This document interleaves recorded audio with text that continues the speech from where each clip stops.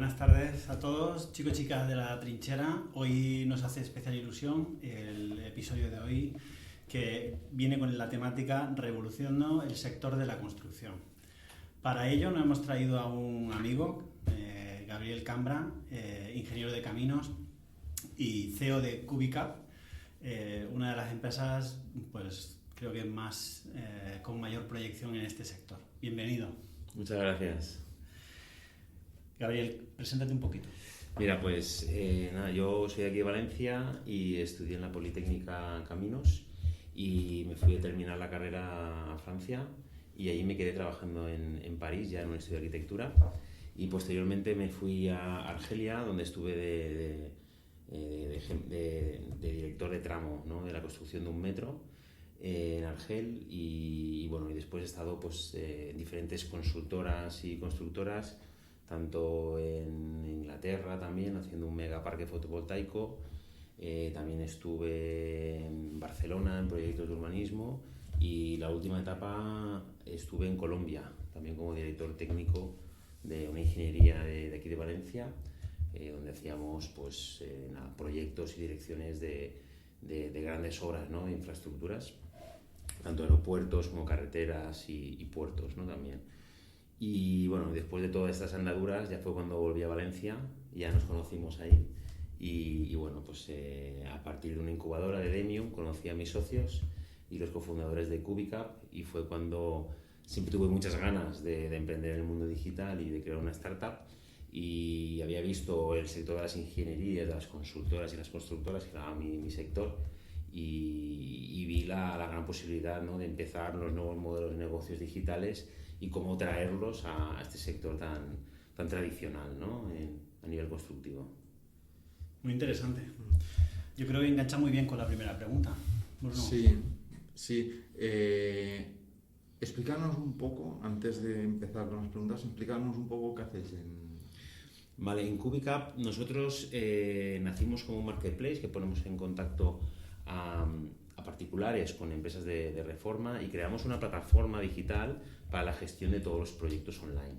Entonces fue el momento que nos dimos cuenta de que debíamos ir un paso más allá, no quedarnos en un simple player digital y controlar el 100% de la experiencia de usuario, ¿no? Y fue ahí cuando acabamos de redondear el modelo de negocio, siendo una neoconstructora, creando una neoconstructora especializada en proyectos de reforma, donde al cliente le damos una solución de principio hasta final, donde realizamos todo el diseño de la obra para que quede todo muy bien definido y después ya automáticamente le gestionamos el proyecto mucho más rápidamente y de una manera pues siempre digital y utilizando tecnología para cambiar toda esa experiencia de usuario y sobre todo diseñar con mucha precisión.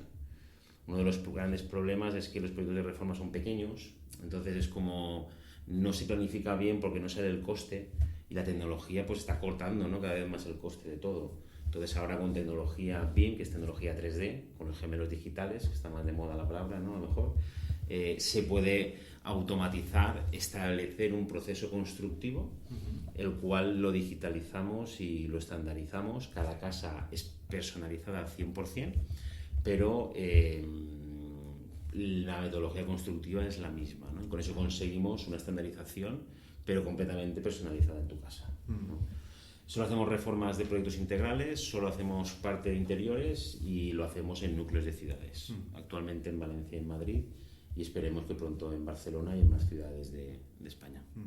No hay muchos proyectos así del sector de la construcción y en general del sector de la industria que sean 100% digitales. ¿Por qué tarda tanto en llegar la digitalización a estos sectores? A ver, hay sectores, la digitalización se puede entender, ¿vale? Un buen inversor siempre nos ha contado que la digitalización va en olas, ¿no?, en oleadas de digitalización conforme el sector sea más o menos complejo, ¿no? El servicio que vas a ofrecer es más o menos de menos a más complejo, ¿no? Entonces la primera oleada grande de digitalización es el sector de todo lo que es commodity, ¿no? Servicios fáciles de dar, ¿no?, como transporte, el travel, la comida para llevar, ¿no?, y etcétera. La segunda gran ola de digitalización ha sido la de lo que se llama el sector del freelance, que son ya servicios un poco más complejos de dar, pero con alto grado de automatización, como toda la parte de fintech, insurtech, e incluso parte del PropTech, ¿no? Y ahora la gran ola de oleadas y las grandes oportunidades, los grandes océanos azules, son de los sectores más complejos, ¿no? Lo que se llama la economía del talent, donde ahí, como ya vienes de mucha tecnología construida previamente, tú solamente te focalizas en crear esa parte de tecnología pura tuya, core, diferencial, y oye, nosotros no tenemos que crear un RP de gestión de pedidos de obra, porque ya compramos una solución, un software, y con pagar una licencia ya la tenemos, ¿no? Ni necesito crear un sistema de cobros y de pagos, pues ya está Stripe y hay un montón de soluciones, y simplemente pagas una suscripción, realizas una integración con tu sistema y a funcionar, ¿no? Y te puedes focalizar. Entonces, ahora vemos como cada vez más sectores que no es que eran reacios a cambiar, porque todos los sectores son reacios a cambiar, pero eran sectores muy complejos de digitalizar porque tenías que digitalizar mucho, ¿no? Pues ahora es la gran oleada, porque como cada vez tú debes de digitalizar solo tu pequeño pedazo, ¿vale? Ahora se estarán moviendo cada vez más industria o construcción, se van a digitalizar y se van a ver muchas oleadas, ¿no? De nuevas startups o de disrupción tecnológica, ¿no? Ahí. Muy interesante.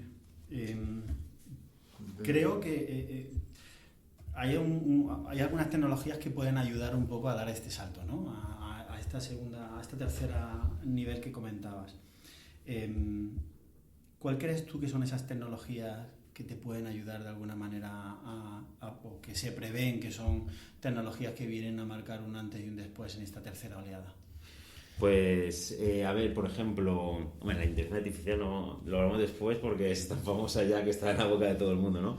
Pero, sobre todo, por ejemplo, para lo que es el PropTech, todo lo que sería ConstructTech, PropTech, todo lo que sea relacionado con Real Estate, con la omnicanalidad, ¿no? El mundo digital con el mundo virtual, pensamos que toda la parte de tecnología, lo que se llama BIM, que es Building Information Modeling, es la tecnología que va a ser un poco la tecnología de debajo, ¿no? Que va a hacer que se puedan crear espacios y podamos gestionar para la gestión de oficinas, gestión de construcción. Todo ese sector es la que hace que se puedan crear los gemelos digitales, y entonces tú trabajas con un gemelo digital, ¿no? Para todo, desde, ya te digo, mantenimiento como construcción, ¿no? O incluso operación, ¿no? Y entonces son toda esa realidad virtual, que es realidad aumentada, todo ese juego, ¿no? Va a ser lo que está haciendo que esa tecnología cueste muy poco ahora y se puede implementar a nivel masivo, y van a ser la gran revolución, ¿no? En el caso del BIM, la gente habla mucho como de los renders 3D, ¿no? De imaginarte la casa, por ejemplo, antes de hacer, que está muy guay, ¿no? Es como el marketing, ¿no? De venta, de que mi casa toda bien hecha, qué bonita en 3D, pero va mucho más allá. Es decir, lo importante es yo puedo estandarizar a partir de esa visualización todo un sistema constructivo, puedo calcular la huella de carbono, ¿no? Porque, por ejemplo, nosotros somos neutros en carbono porque creamos tu casa en 3D, todo modular. Entonces ya no pensamos en 2D, es todo arquitectura 3D modular, y entonces somos con cada módulo, cada librería, cada componente de la librería tiene un montón de información, tanto del presupuesto, y lo consigo automatizar, como información para hacer planos, es paramétrica, la puedo un poco deformar y modificar para las dimensiones necesarias, y tiene el cálculo de la huella de carbono. Todo ese material está macheado con las fichas EPDs, que son las fichas ambientales de producto, donde hay una certificación del CO2 que sea de energía, ¿no? Y el CO2 que se ha generado, ¿no? Incluso la planta, ¿no? La fábrica donde se sitúa, ¿vale? Y entonces somos capaces de hacer un cálculo de huella de carbono de tu casa, y de hecho una reforma nuestra ya tiene el 30% menos de huella de carbono que una tradicional, y aparte pues compensamos y compramos créditos de carbono para que sean neutros, ¿no? La reforma de tu casa, que es un poco, todo esto viene con la economía verde y cómo hacer cálculos de huellas de carbono para poder implementar, ¿no? La economía circular y la economía verde, ¿no? Muy bien. Yo con este tema de la huella de carbono neutra, entiendo, si te he entendido bien, entiendo que vuestra propia solución es mucho más eficiente y por tanto reduce la huella de carbono. solo con esa eficiencia en la parte del proceso. Y por otro lado, que incluso ofrecéis el servicio a potenciales clientes de que esa huella de carbono sea cero, comprando créditos a... Sí, lo hacemos siempre, no es opcional. Es decir, nosotros por ti ya compramos la huella, el CO2 producido, porque pensamos que la construcción, uno de los grandes problemas de la construcción es el impacto que tiene sobre el planeta, y incorporar el coste ambiental de hacer tu casa en el proyecto es lo que hace que nosotros busquemos las mejores soluciones del mercado para que ya reducir ese impacto, y por eso utilizamos productos locales, productos mucho más naturales, productos mucho más saludables con el medio ambiente, y es lo que nos hace ya que podamos calcular, porque si no calculas no sabes nada, y si no tenemos datos pues no sabes nada, ¿no? Entonces al calcular también te das cuenta y dices, anda, pues mira, las ventanas es uno de los componentes en arquitectura de interiores, en reformas.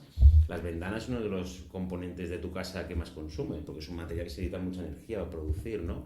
Entonces, trabajar con un buen proveedor de ventanas, te has cargado mucho CO2, ¿no? Ya directamente, ¿no? Entonces, todo ese tipo de cosas es las que hacen. Y ya te lo incluimos siempre porque lo pensamos, está dentro de nuestros valores de empresa y de propuesta de valor de la empresa, ¿no? Hacemos reformas que son neutras en carbono y velamos por hacerte un diseño personalizado de tu casa con un estilo muy minimalista, pero muy cálido y que sea sostenible, ¿no? Pues muy bonito, muy chulo el proyecto. Es así, de las empresas que conocemos, es la primera, porque por el hecho de ser de la última ola que tenemos, es la única empresa que se dedica a una cosa así, que la vemos más compleja que lo típico del producto que ya nace digital prácticamente, que es software y tal. ¿Qué retos identificarías tú, con qué retos te encuentras tú? Sí que es verdad que lo que vemos, bueno, en el sector muchos, porque lo que vemos mucho más, es decir, el mundo tecnológico, el mundo digital, sí que es cierto que cada vez existen más cosas sobre las cuales construir tu producto, pero también la competencia es mucho más feroz, ¿no? A nivel de recursos, ¿no? Conseguir equipo tecnológico y tener pues, un proyecto muy interesante para captar talento es muy complejo. Y sobre todo, propiamente en España, por ejemplo, en el tema de la construcción, que vivió una época traumática, ¿no? Con el boom del 2008, lo que pasó es que la gente se dejaba el instituto para ser electricista, ¿no? Prácticamente, ¿no? Porque, claro, ganaban muchísimo dinero en aquella época. Después de 2008 se abandonó, es decir, de repente hay una vacante generacional que dijo, me dedico a cualquier otra cosa que no sea la construcción porque el sector está muerto, ¿no? Y ahora sí que está habiendo esa renovación generacional porque la gente ya se ha vuelto a normalizar, pero sí que fue un sector muy estigmatizado que hizo que hay una generación perdida, y ahora sí que lo vemos que cómo está cambiando, porque no somos conscientes de que los millennials ahora ya hacen reformas.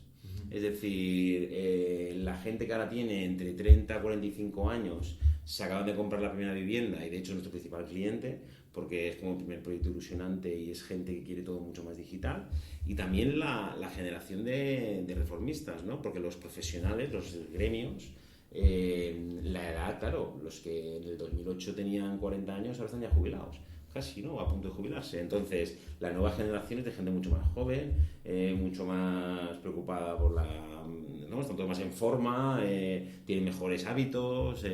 Bueno, es otra nueva generación que yo creo que hay un problema generacional, pero que el futuro lo veo muy positivo porque al final pues las nuevas generaciones van a ir haciendo que el sector se digitalice, ¿no? El solo, ¿no? Porque todo el mundo ya es nativo digital, ¿no? Casi, ¿no? Entonces, el problema de mano de obra en la construcción ahora es grande, pero creemos que con la tecnología van a mejorar los márgenes, va a mejorar la calidad del servicio, y eso va a hacer también que, bueno, pues que toda la profesionalización vaya detrás, ¿no? Y problemas como, por ejemplo, se me ocurre que podáis tener mucha dependencia de terceros a la hora de controlar los plazos vuestros, Sí. o incertidumbre.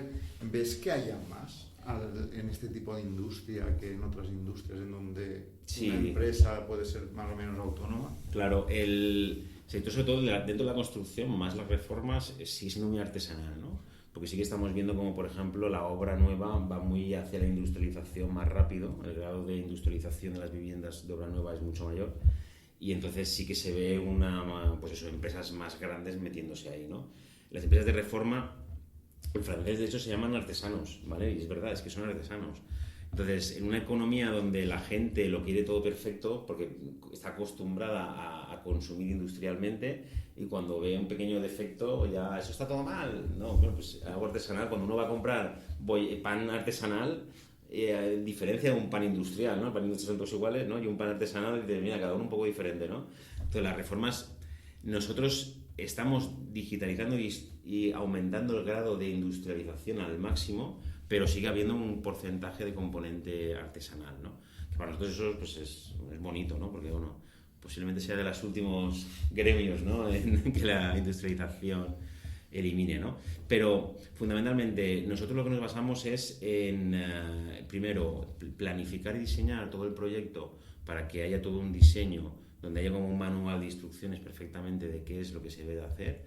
Después, aumentamos el grado de industrialización al máximo, ya que desde carpinterías, ventanas, cada vez el grado de industrialización es superior. Y después nos basamos en unos gremios que hemos certificado y que trabajamos colaborativamente con ellos, ¿no? Hemos implementado una metodología Lean Construction, donde ya establecemos un plan de control de obra y de planning, donde ya estipulamos desde el principio qué fecha tienen que entrar y qué tiene que estar hecho y cuándo tienen que salir, y todo lo que debemos de revisar durante la obra, porque nosotros hacemos reformas integrales hogar, y también estamos especializados en una tipología de proyecto para poder replicar al máximo, y es lo que nos hace de que trabajemos en una relación a medio y largo plazo con ellos, siendo su principal cliente, y las empresas les hacemos, nuestro fin es que ellas ganen más dinero con nosotros que con cualquier otro cliente, porque nosotros les hacemos ser más productivos, ¿no? Y al final también es una metodología Lean Construction colaborativa, ¿no? Es decir, uno de los problemas del sector de la construcción es que es muy cerrado. Los arquitectos por aquí, los constructores por allá. No es un sector que la gente colabore demasiado, ¿no? Entonces, todas las metodologías de Lean Construction, que son muy interesantes porque al final les haces un poco partícipe, ¿no? Hacemos trainings con el equipo, por ejemplo, llevando carpinteros y que expliquen, pues, errores o mejoras nuestras de cómo integrarse más. Bueno, todo eso hace que el sector pues vaya hacia el futuro, ¿no? Hacia un proceso donde mejoren los márgenes, mejore la productividad, y con la tecnología se mejora la productividad y por lo tanto los márgenes y mejor calidad de vida para todos los gremios, ¿no? Me ha parecido brutal esto que has dicho, de que he entendido bien, a tus directores de proyecto les formas o te llevas gente especialista, un carpintero, y les dan charlas sobre tendencias en el mercado en cuanto a eso, porque es una manera también de que tu equipo crezca, ¿no? Profesionalmente, y que eso repercuta en un servicio, un mejor servicio a tus clientes.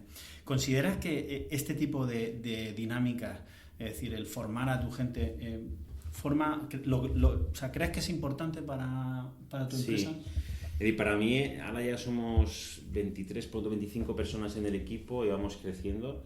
Y para mí lo más complejo, el reto para mí como CEO, ¿no? El reto que me enfrento prácticamente todos los días es cómo ser un mejor líder, ¿no? Cómo mantener una cultura de empresa y que todo el mundo, pues cuando venga a trabajar, pues crea en el proyecto, ¿no? Y suponga un crecimiento profesional, ¿no? Yo creo que es lo más, para mí es el mayor reto, uno de los mayores retos como CEO, porque es algo que tienes que estar trabajando constantemente y todos aprendemos de cómo hacerlo cada vez mejor, ¿no? Entonces, para nosotros, tener unos principios, unos valores de empresa, lo primero que hacemos es, cuando hacemos entrevistas, evaluamos a la gente con esos valores de empresa para ver que la gente que incorporas al equipo es súper diversa, porque cada uno es completamente diferente a otro, pero que mantengan ya esos valores iniciales, porque va a ser más fácil poder replicar y mantener esa cultura, ¿vale? Eso es lo primero que intentamos siempre hacer. bueno, siempre intentamos que nos salga bien, porque claro, una cosa es la teoría, pero el día a día, pues humildemente hay que trabajarlo mucho.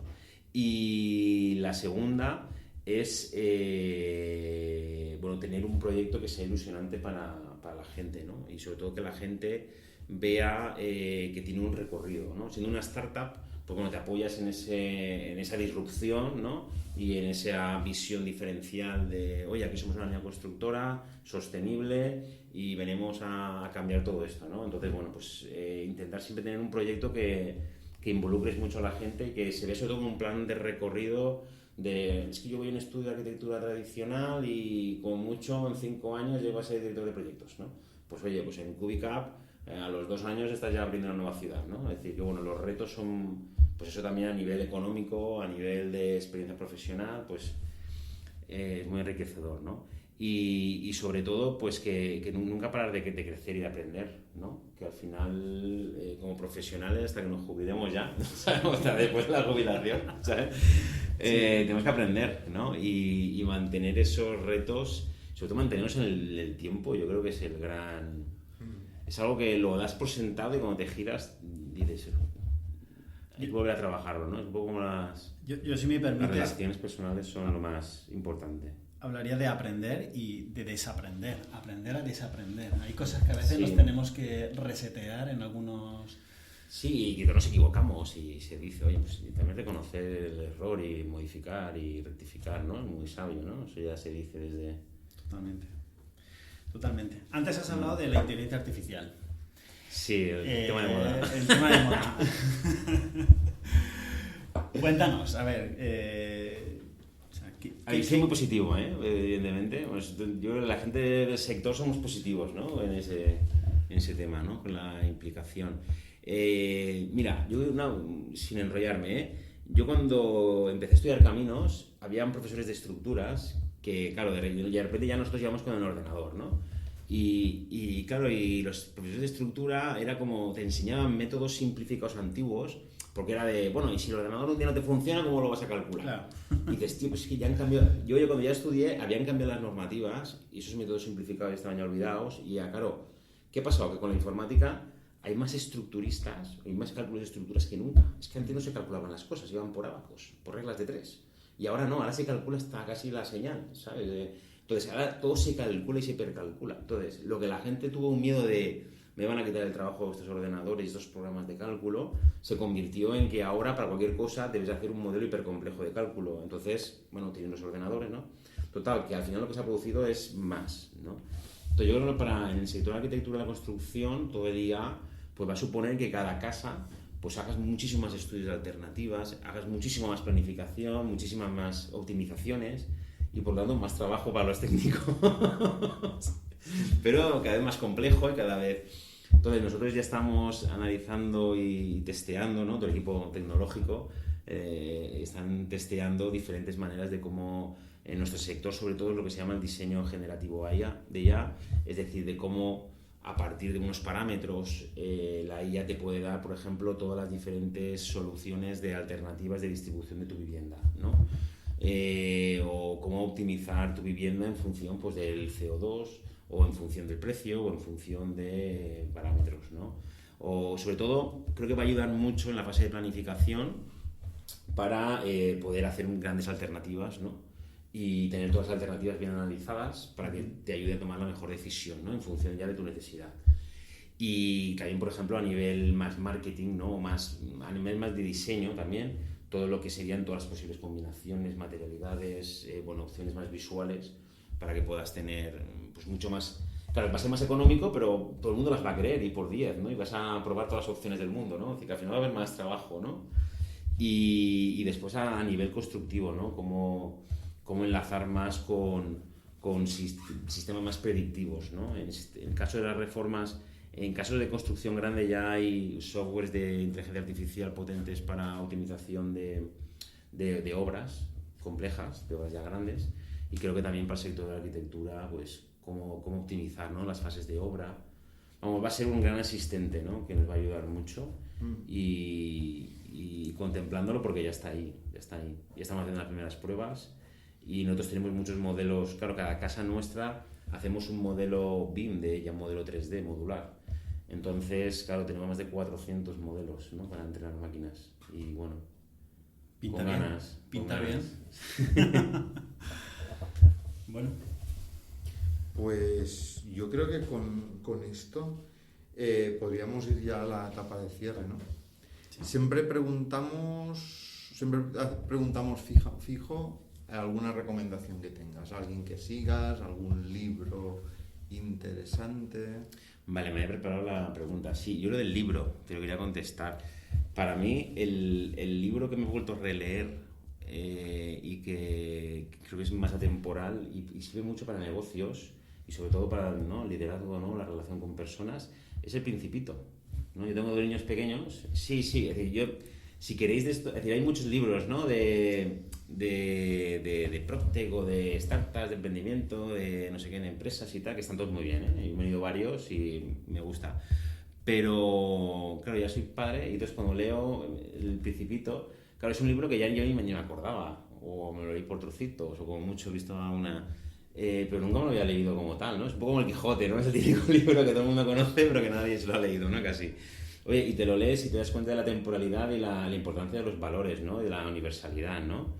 De hecho, fue escrito en la Segunda Guerra Mundial, creo, ¿no? Estuve viéndolo y sigue muy vigente, ¿no? Y enseña mucho como valores, ¿no? Valores de la humanidad, de cómo interpretar mejor la felicidad o el aprendizaje y sobre todo la creatividad, ¿no? Que ahora, a principio de siglo, con el tema de la industrialización, la creatividad estaba perseguida, ¿no? Era como los vagos, ¿no? Y ahora en el mundo digital la creatividad es lo más importante, ¿no? Es decir, es un skill, ¿no?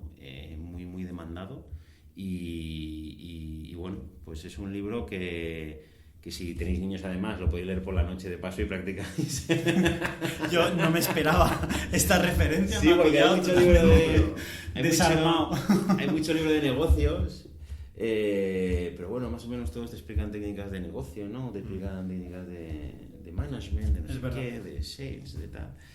Y oye, y al final los valores y la creatividad hay que sacarlos, ¿no? Que esto va de personas al final. Y la última pregunta, si tuvieras acceso a una máquina del tiempo y te pudieras ir al pasado Para y antes, ¿no? encontrarte tú, Al pasado. te pudieras encontrar tú de jovencito y solo tuvieras tiempo de darte un consejo, ¿qué consejo te darías? Joder, ¿qué pregunta me has hecho?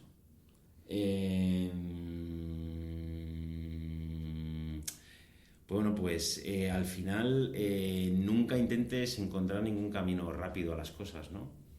Todo lo bueno lleva un tiempo de trabajo. Al final la constancia del trabajo y sobre todo con la gente que no somos superdotados, ¿no? La constancia del trabajo es realmente lo que te da al final un buen resultado. Y sobre todo haz el bien, ¿no? Yo creo mucho en el karma, ¿no? De que si te portas bien con los demás al final te vuelve. Y la gente que hace cosas bien hechas, sin maldad, pues al final, oye, todo contra uno vuelve, ¿no? Al final, ¿no? Para bien, ¿no?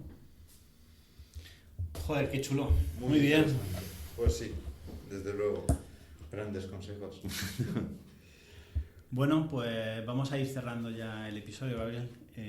Agradecerte la Muchas sinceridad, gracias a vosotros. el que hayas venido aquí a exponerte a todos los que se estarán escuchando, por todos los aprendizajes que nos has compartido y con la humildad con lo que lo has hecho, y esperamos verte en un próximo episodio sobre, no sé, ya buscaremos alguna temática. Lo que sea, yo encantado de volver otro día. Bueno, Vale, muchas un gracias placer. a todos. Un placer, gracias. Hasta luego. Chao.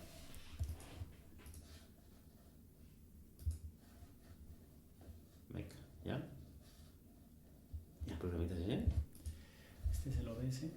¿Mm?